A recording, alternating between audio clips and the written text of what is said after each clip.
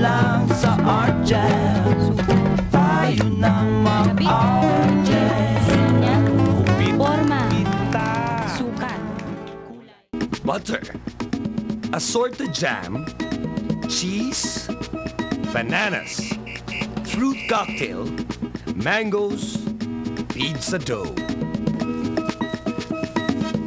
Okay. Ang first step natin ay, of course, maglagay tayo ng butter. Ha? Kuha ka ng butter at ipahid mo ng ganyan sa iyong pizza crust. Pag napahid mo na ang butter, kumuha ka ng jam or marmalade. Akin ay orange marmalade. Eto. Ibuhos lang sa iyong pizza crust at ipahid din. Ako naman strawberry.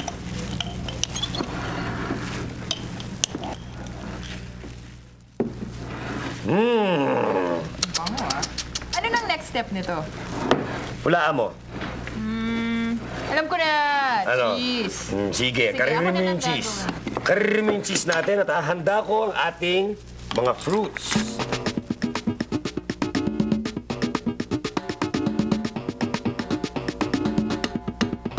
Sa'yo na tong banana at saka tong mango. Ayan, sa'yo to. Thank you. Akin ang fruit cocktail. Bahala ka na mag-imbento kung anong design ang gusto mo. Ako, lalagyan ko ng cherry sa gitna. Muna. Ayan. Ako gumawa ng parang sun na design. Ako naman, spiral. Pineapple, peaches. Yan. Nagaling sa ating fruit cocktail. Pwede rin kayong gumamit ng ibang fruits. Kung gusto nyo, bahala na kayo sa design at sa lasa na hinahanap nyo. Oh, tapos na ako. Ikaw. Dali lang. Ayan, tapos na ang pag-design ng ating fruity pizza. Ngayon naman, ilalagay natin ito sa oven ng mga 10 minutes.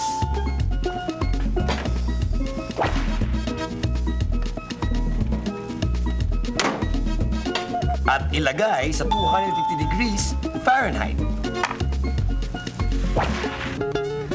Doña Nina, mukhang nilalantakan mo na ang fruity pizza ko.